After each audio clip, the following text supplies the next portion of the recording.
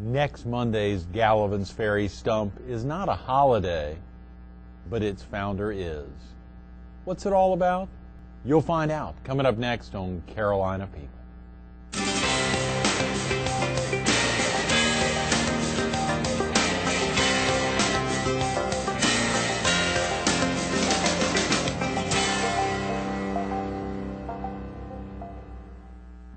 Good morning. Welcome to Carolina People.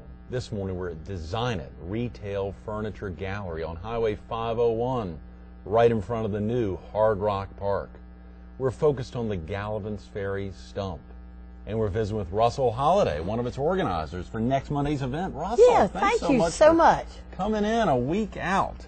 A week out. Are you getting a little nervous? We are getting a little bit nervous. Yeah. But we're always nervous a week before, but it always turns out great. Oh, yeah. But all the last minute details begin to overwhelm. Absolutely. 132 years of them, and coming up on this year's event, the biennial event, to think about all those years. Of course, you've only been involved in a fraction of those, to think about 132 years, but you've been doing it for quite a long time. I have been doing it a long time. You know, it used to be my father and my uncle did it, and then my father did it by himself because my uncle had passed away. And I took it for granted that this 80-year-old man, it must be easy to do this. And now we've got, a bunch of women, wonderful women, running it, and it's about to kill us.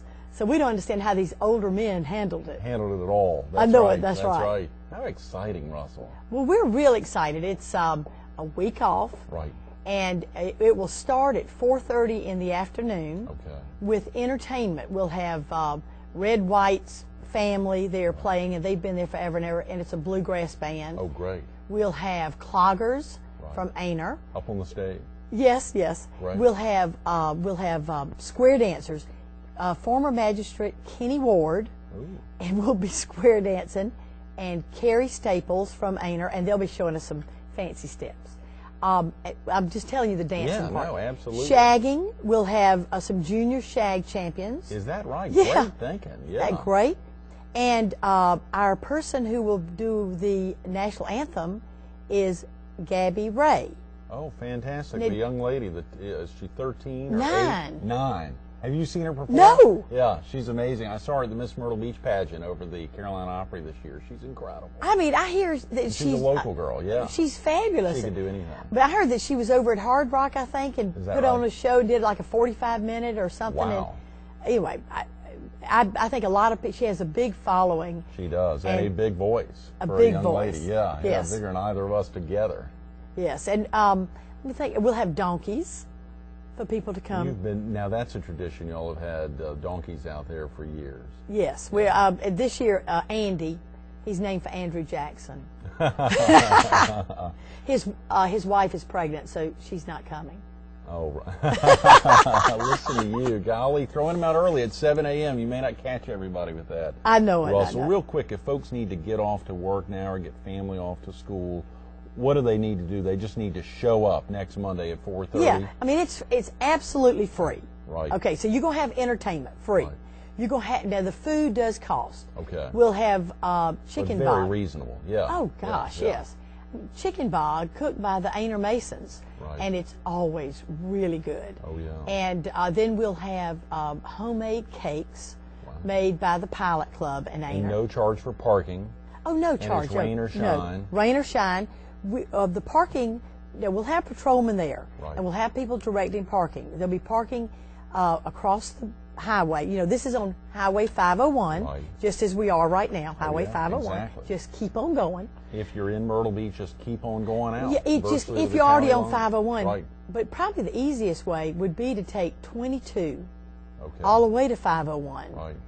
Take a right going towards Aner, go through Aner, and about 3 miles past Aner is Galivants Ferry. Before you get to the Little Petey River. Right, before you, and we'll have people parking in the pecan orchard, the large pecan orchard, and across the street. And people need to get there and hobnob, because the Galivants Ferry store, which has been, around as long. And redone recently. Has been redone. Yes. And we still, we've got people cooking, we've got, sausage roll-ups, and we redid the inside of the store with old wood that had come down during one of the hurricanes. Is that right? I mean, it's Now great. that's also where your offices are. Yes, yes. The family office, and otherwise, was it Monroe Management? Excuse Monroe me, Management, yes, Monroe yes. Management, and your sister, and she's out there as well. Yeah, and people need to come because the old original post office is there. Is that right? You know, I saw that either your grandfather or your great-grandfather had been the postmaster All at of one them, time. all Is of that them. right? I mean, You've gone great-grandfather, great-grandmother, grandfather. She was the postmaster as well, the Yeah, great-grandmother? yes. Wow, well, that's a sign. Then grandmother, then my father, Right, then his secretary, actually. right. And so then now it's, unfortunately, I don't mean this in a bad way, but unfortunately it's moved to Aner. So it's Aner Galivants Ferry. I don't mean it in a bad way. No, of course. Yes. We just miss it in the store. Actually, we've got an Aner native with us this Thursday. Chief Deputy Paul Butler will be with us, who is with the Sheriff's Department, as the Chief Deputy of the Sheriff's Department, and on Friday is celebrating 20 years of law enforcement. At one time, he was the youngest police chief there in the town of Aner in the state of South Carolina. Great guy. Well, I'm sure he'll be at the Stump. Tune in this Thursday. He will be, and his brother has been with the South Carolina Highway Patrol for, I believe, 21 years. Probably somebody who may be out there as well helping to direct traffic. Well, we could not do it without them. Oh, yeah. I mean, because the amount of traffic that we've got coming, then you've got regular 501 traffic. So we are so thankful for their help. Yes. And we give them chicken bog tickets, and That's someone who which is doesn't a pay for very chicken small, bog. small thank you, but Right. because their assistance is invaluable. Absolutely, yes. And particularly some of the dignitaries that y'all have coming in, as well as locals far and wide. I mean, that's when the word local really expands to a very large area throughout the state, throughout the Carolinas. Well, I don't know if people don't know what a stump speaking is. You know, a stump speaking, it began before longer than 132 years ago. Okay. And that's when people, when they wanted to be heard, cut down a tree, got up on a stump, you know, so they could be above the crowd. Higher, right, right.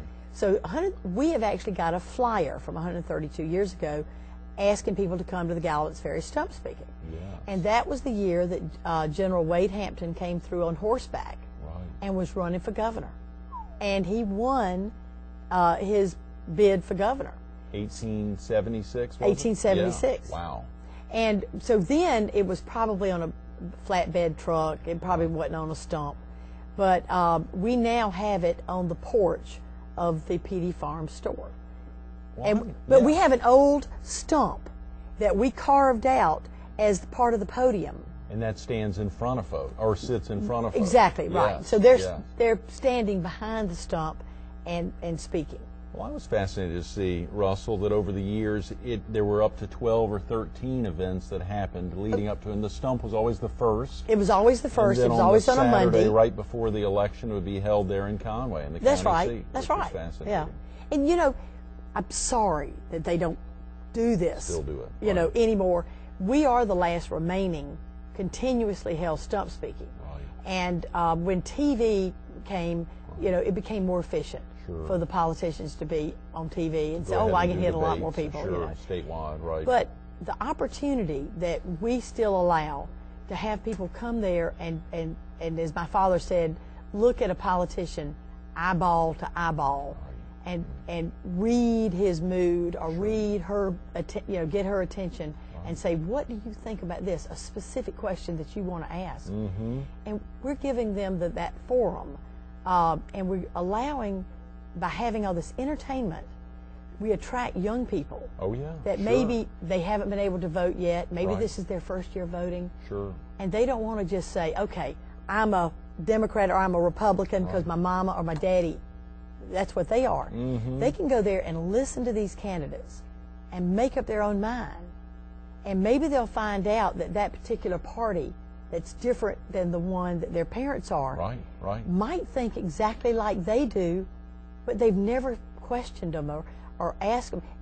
I think that if we ask Republicans and Democrats some of the same questions, you'll find that that old image of what that person is not what they are today. As you know, those lines have blurred. Definitely. Well, in a lot of ways, the moderates of both sides are a lot closer together. Right. Absolutely. And of course, you will see Folks, I know the answer, but I want to make sure you make it clear to folks there will be a lot of Republicans there. They'll be fanning the crowd. Will they be speaking next Monday? Yeah, no, they will not, because we hold to tradition. Right. This is, the Galivants Ferry Stump speaking happens to be a local legacy of South Carolina. Right. It is at the Library of Congress. Absolutely. I was about to say, and I love that, and folks can go online and check it out at the Library of Congress. They can go online to GalivantsFerryStump.com and see the links to and the Library old of photos. I mean, Absolutely. ancient photos and old write-ups. So tradition is only Democrats are allowed to speak on the podium. On the podium. But everybody's invited, Democrats, Republicans, Independents. Oh, yeah. And they'll all be in the crowd. Yes. Because, as I tell the people on the podium, it is more important what you're saying in that crowd than what you're saying up there on the platform. Because it's the face-to-face politics that is more important. It's the hobnobbing. And not to take anything away from TV, which we're doing right now, or newspapers, but particularly TV, where that is the way to reach the most folks. But at the same time, you're not eyeball to eyeball, as your father used to say, and they're not out wearing makeup when they're with you out at the stump. You're seeing them face to face. You say you're seeing the sun coming in, you're seeing them sweat, you're seeing all the things you may not see when you see them on TV. And you can ask them questions.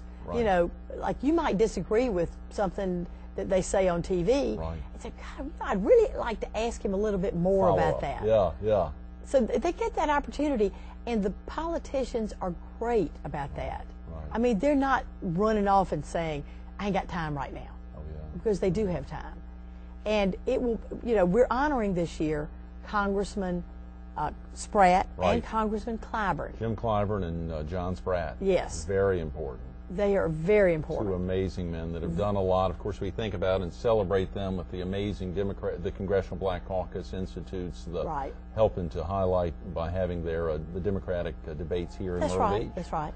Just literally 3 months ago. And of course, to follow up on that with a big event like this, to thank and again honor Jim Clyburn's wonderful. Well, you know, Galivants Ferry is a very small place. You know, we only have a blinking light.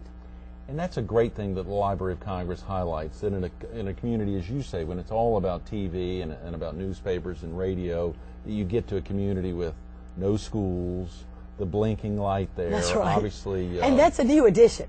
You know, and the new But we're honoring. We have never specifically honored congressmen before, or anybody, except for Hollings when he retired 4 years ago. 4 years ago, yeah. And then, of course, we had Joe Biden 2 years ago, but he was our keynote speaker. But these people, we're honoring them for their service. And so we're going to give them the key to the city that will turn off the blinking light. Oh, no. Wow. A big day. No, they can turn it on Monday. and off, yes. you know. That so is tremendous. it'll be the first time. You know, think back, Russell. Let's talk for a minute. I know we're a week away, and obviously, but as you think back to your father, even before that, to your uncle, what stuff you can imagine, and you may be able to even imagine your grandfather, I'm not sure, but your father and uncle, as they were working out, or even more importantly, or more recently, the last 10 years as your dad prior to his death, what were some of the things they were doing a week out? What were some of the things, were they telling you and Christy or Billy and your cousins things to do to get ready for next Monday? We're a week away.